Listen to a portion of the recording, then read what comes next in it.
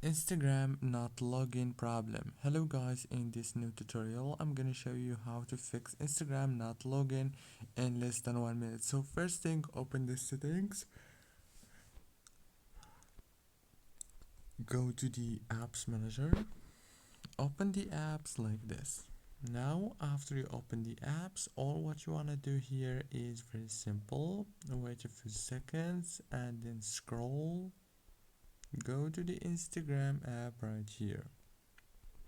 Now click on this force stop to stop running the app in the background of your app, your phone. So after that, click on the notifications management. Make sure that all the notifications are enabled like this. Go back again, click on the storage and click on clear cache and then clear data. After that, open the Play Store, make sure to update your Instagram. That's it guys, don't forget to like and subscribe. Thank you for watching.